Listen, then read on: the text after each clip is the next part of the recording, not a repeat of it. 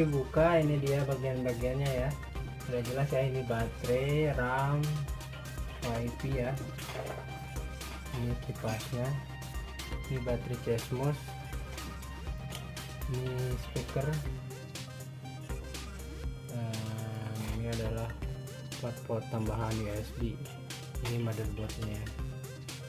Nah, untuk cara mengganti harddisknya atau upgrade dari harddisk ke SSD di sini ya. Di sini ada 4 ini, 1 2 3 4. Kita copot dulu.